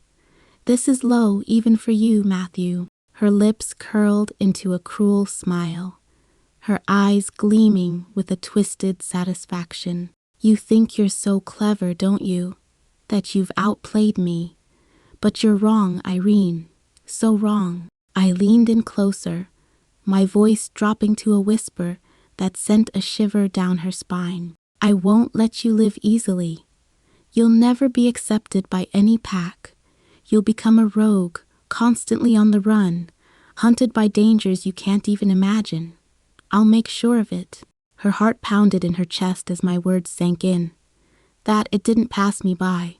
The thought of becoming a rogue, of being completely cut off from any pack, was terrifying. Rogues were outcasts living on the fringes of society, constantly under threat from other packs and rogue hunters. It was a life of constant danger and fear. I saw the fear in her eyes, and my smile widened, turning wicked. "That's right," I murmured, my voice dripping with malice. "I'll make sure no one will take you in. You'll be alone, Irene, forever." She struggled harder against me, but I only tightened my grip, my expression growing more sinister. "You have no idea what I'm capable of, Irene. But you're about to find out." I wasn't bluffing. She knew that. I was ruthless when I wanted to be, and I wouldn't stop until I'd crushed her completely. "You'll regret this," I spat, glaring up at him with all the defiance I could muster. "I'll find a way to stop you." I laughed, a dark, mocking sound that sent chills down her spine. "You can try, but you won't succeed. This is my world, Irene, and I'm the alpha." Finally, I released her, shoving her back into the couch as she stood up. She gasped for air, her wrists aching from my grip, but she refused to look away. She met my gaze, refusing to let me see the fear that was threatening to swallow her whole. I straightened my shirt, a satisfied smirk on my face as I looked down at her. "Remember, Irene," he said, all cold. "You brought this on yourself." After leaving Miles' office, I could feel the adrenaline draining from my body, leaving me weak and unsteady on my feet. I paused in the hallway, leaning against the cold wall for support as the reality of my situation settled in. All of it was suffocating. I wasn't just thinking about myself anymore. I had a child to protect, a child with alpha blood, a child that would undoubtedly attract attention, both good and bad. And if there was anything I knew about the world we lived in, it was that danger often followed power. I took a deep breath, trying to steady the racing thoughts in my mind. My baby, the thought of rogues coming after us once the child was born sent a shiver down my spine. I had no pack to rely on, no wolf of my own to protect me, just a fragile, human body that was ill, equipped to fend off the kinds of threats that lurked in the shadows of our world. I thought of Leon. The memory of his intense gaze and the way his presence filled a room stirred something in me, something I wasn't sure I could trust. Leon was strong, capable, and more importantly, he was someone who had the power to keep us safe. But trust was a luxury I could no longer afford. Not after what Miles had done, not after everything I'd lost. No, my relationship with Leon was purely transactional. We both had something the other wanted. He needed me to bring down Miles, and I needed him to protect my child and me. That was it. If Leon ever decided to turn on me, I knew he could do it without hesitation. After all, I was once the wife of his enemy. I handed him the USB drive containing all the dirt on Miles' business empire. And if he wanted to betray me, he had everything he needed to do so. The thought left a bitter taste in my mouth. I needed to be smart, to take control of the situation in any way I could. Hiring reliable bodyguards was a start, but quality protection came with a hefty price tag, one that my dwindling funds couldn't sustain for long. I needed to find a way to generate income, and fast. I laughed bitterly at the thought. For years, as Luna, I'd been the one organizing others' lives, making sure everything ran smoothly within the pack. I was good at delegating, at planning grand events, and managing household affairs. But now I needed to figure out how to stand on my own 2 feet, how to survive in a world that no longer had a place for me. I couldn't rely on Miles' support any longer. What little I had from the divorce settlement wouldn't last forever, and any money tied to him was tainted in my eyes. No, I needed to create something of my own, something that would allow me to protect my child and ensure our safety. I straightened up, wiping away the last remnants of the weakness that had threatened to consume me. I was stronger than this. I had to be, for my child, for myself. Time to start thinking like a survivor. Irene, I whispered to myself as I pushed off the wall and started walking again. You've been through worse. You'll get through this, too. But as I walked away from Miles' office, the seed of doubt lingered in the back of my mind. Could I really trust Leon? Would I ever be able to trust anyone again? And if not him, who could I turn to in this new dangerous world I was navigating? One thing was certain, I couldn't afford any more mistakes. Not when the stakes were this high. When I returned to my apartment, I was a bundle of nerves as my mind raced from the encounter with Miles. As I stepped through the door, the familiar scent of lavender hit me. Emma had been burning her favorite candle again. I took a deep breath, trying to let the calmness of the place wash over me, but it was no use. The anxiety still gnawed at my insides, like a persistent itch I couldn't scratch. Carter and Emma were waiting for me in the living room. The moment I closed the door behind me, Emma rushed over. "Irene, what happened?" she asked, her voice tinged with worry. I shook my head, unable to hold back the frustration any longer. "It's Miles. He's threatening me again. He said he won't let me live easily, that I'll never be accepted by any pack and will become a rogue constantly under attack." Carter frowned, his brow furrowing deeply. "That bastard, he's not going to let you go, is he?" I sank into the couch, my energy drained from the confrontation. "No, he won't. And it's not just about me anymore. I have to think about the baby. I can't keep living like this, constantly looking over my shoulder." Emma sat down beside me, her hand resting gently on my knee. "Irene, you can't let him control your life like this. You're stronger than he gives you credit for. We just need to figure out a way to rebuild, to protect yourself and your baby." I sighed, running a hand through my hair. "But how? I don't have the resources or the connections anymore. I feel stuck." Carter leaned forward. "What about picking up your camera again? You were always amazing at photography. Maybe it's time to restart your career." The suggestion took me by surprise. I hadn't thought about photography in a long time. It used to be my passion before everything got so complicated with the pack, before I became Luna, and before I was sucked into a world where my worth was measured by my ability to support an alpha. "I don't know," I said hesitantly. "It's been so long. I'm not even sure if I still have the eye for it." Emma squeezed my knee, her eyes bright with encouragement. "Of course you do. Photography was your way of seeing the world, capturing the beauty in even the simplest things. You always had a way of telling stories through your photos.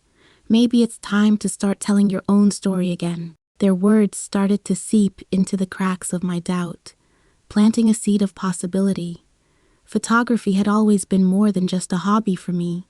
It was a way of expressing myself, of finding beauty in chaos. And right now, my life was nothing if not chaotic. "It would give you something to focus on," Carter added. "And who knows, you might even be able to make a living out of it. There are plenty of opportunities online for freelance photographers. You could start building your own life, independent of Miles, independent of any path." I nodded slowly, the idea beginning to take shape in my mind.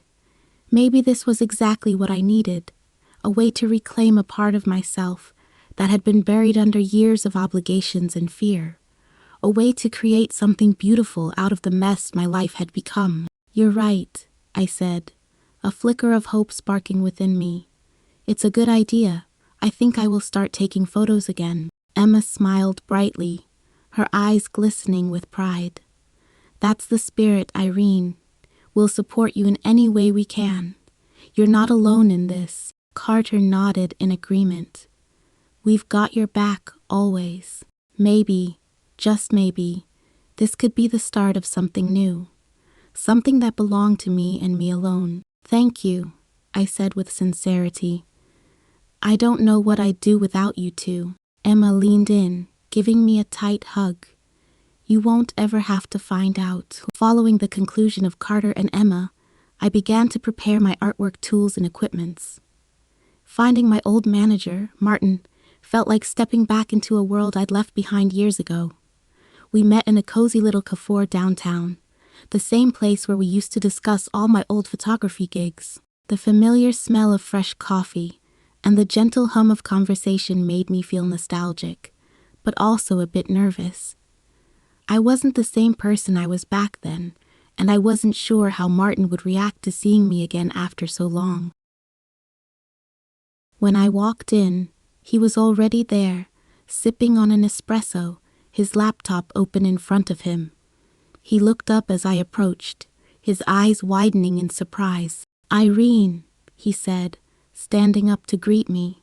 "It's been a while." "Too long," I replied with a small smile, taking the seat opposite him. After some small talk, we got down to business.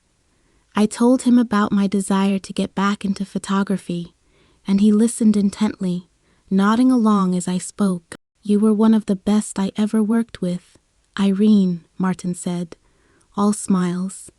"I'm glad you want to get back into it. The industry could use your talent again." His words filled me with a sense of reassurance.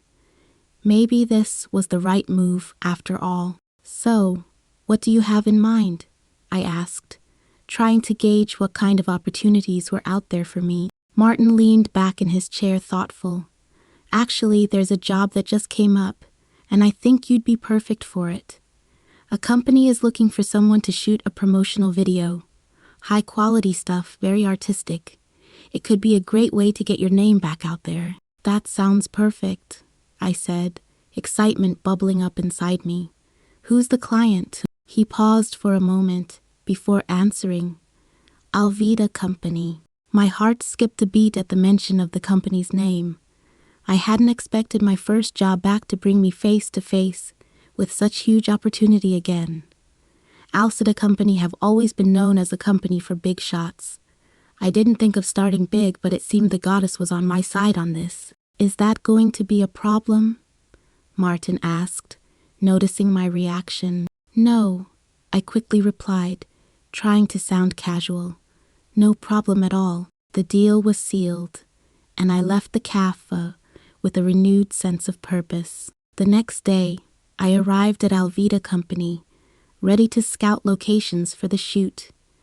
I had planned everything meticulously, down to the last detail, but when I got to the building, I hit an unexpected roadblock. The security guard at the entrance, a burly man with a permanent scowl molded on his face, blocked my way. "You can't go in," he said gruffly, his tone leaving no room for argument. I tried to explain the situation, showing him my credentials and explaining that I needed to shoot a few clips inside for easier editing. But he wasn't having it. "Internal confidentiality requirements," he stated flatly, his eyes narrowing as he looked me up and down. "But I have permission," I insisted, growing increasingly frustrated. "I'm working for the company." He didn't budge, and that's when things took an ugly turn. He leaned in closer, his voice dropping to a suggestive whisper. "Maybe if you make me happy, I'll let you in." His words made my skin crawl, and my temper flared. I wasn't the same timid person I had once been. Without thinking, I shoved him away, my voice firm as I told him to back off. The guard's expression darkened, and he grabbed my arm, his grip tightening painfully. "You're going to regret that," he hissed. Just as things were about to escalate, I heard a familiar voice behind me. "What's going on here?" Leon. His presence was like a sudden gust of wind, sweeping away the tension. The guard immediately released me, his face paling as he realized he was standing behind him. I was just," the guard stammered, but Leon cut him off. "Save it," Leon snapped, his eyes cold as ice. "You're fired. Get out of my sight." The guard didn't need to be told twice. He slunk away, leaving me standing there, still a bit shaken. Leon turned to me, his expression softening. "Are you okay, Irene?" I nodded, trying to steady my breathing. "I'm fine, thanks to you." He gave me a once-over, as if checking for any signs of injury. Then, with a slight smile, he gestured for me to follow him.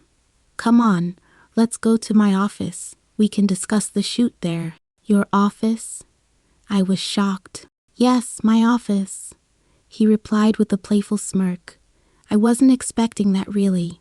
I know most of Leon's businesses during my time as Matthew's Luna, but I never got the knowledge of owning the big shot Alvita company that everyone trips for. My first job was lined up, and it just so happened to reconnect me with the man who had been occupying my thoughts, far more than I was willing to admit. As we walked through the sleek corridors of the building, I couldn't help but feel a strange sense of Duck Fujie. Being with Leon felt oddly comfortable despite everything. When we reached his office, he closed the door behind us and offered me a seat. I couldn't help but notice the way his eyes lingered on me, a hint of something more in his gaze. So, he said, leaning against his desk, you're the mysterious genius photographer I've been hearing about. I couldn't help but blush slightly at his words. I wouldn't call myself a genius. He chuckled, his voice low and smooth. Modest too. I like that. There was a playful glint in his eyes, and I found myself relaxing in his presence. Maybe this job was going to be more interesting than I'd originally thought. Let's talk about the shoot, I said, trying to steer the conversation back to business, though I could feel the connection between us simmering just beneath the surface. Leon nodded, but I could tell he was still thinking about the encounter downstairs. I'll make sure nothing like that happens again. You deserve to be treated with respect. His words were sincere, and I felt a warmth spreading through me. Despite the complications, being around Leon felt right. And as we discussed the details of the shoot, I couldn't help but wonder if maybe, just maybe, there was something more waiting for us beyond just business. Sigh. Yi kao de. After successfully wrapping up the shoot, I couldn't help but feel accomplished. The day had been long, but every moment spent behind the camera had reminded me of why I fell in love with photography in the first place. As I packed up my equipment, Leon walked over, a curious look on his face. I'm looking forward to seeing the final product, he said, his voice warm. I'll have the samples ready in 3 days, I replied, meeting his gaze. I'll send them over, and we can review them together. He nodded, satisfied with that. Sounds good. Oh, and I heard you're planning a photography exhibition soon. I'd love to attend. I paused, surprised that he already knew about it. I hadn't told many people, only a few close contacts in the industry, and, of course, Martin. But then again, Leon had his ways of finding things out. Of course, you're invited, I said, a small smile tugging at the corners of my lips. It's a prelude to my official comeback. Then I wouldn't miss it for the world, he said, his voice lowering a fraction, enough to make my pulse quicken. We exchanged a few more pleasantries before parting ways, and as I drove back home, I found myself reflecting on the day. Despite the rough start with the security guard, everything had turned out better than expected. And Leon, well, there was no denying the pull I felt whenever I was around him. But I couldn't allow myself to get swept away. I needed to stay focused. Once I got home, I wasted no time diving into the editing process. I reviewed each shot carefully, making sure every detail was perfect. The images came together beautifully, better than I had even imagined. The creative energy I felt from the shoot flowed into the editing, and before I knew it, the samples were ready. I sent them off to Martin, and not long after, my phone buzzed with a message. Irene, these are stunning. You haven't lost your touch at all. I can't wait to see the full exhibition. Asterisk. His praise made my heart swell with pride. I hadn't been sure how people would react to my work after being away from the industry for so long, but Martin's approval was exactly the boost I needed. As I was about to close my laptop, another message popped up. This one was from Leon. The photos are incredible. You've truly outdone yourself. I'm looking forward to seeing more at your exhibition. I couldn't help but smile as I read his words. There was something so genuine about the way he expressed himself, something that made me feel seen, not just as a photographer, but as a person, it was a feeling I hadn't experienced in a long time. "Thank you, Leon," I replied, my fingers hovering over the keyboard for a moment, before adding, "I'm looking forward to it too." After sending the message, I leaned back in my chair, my thoughts drifting. The exhibition was just around the corner, and while the excitement of my comeback filled me with a sense of purpose, there was also an underlying issue of something else. Something that had started the moment Leon walked back into my life.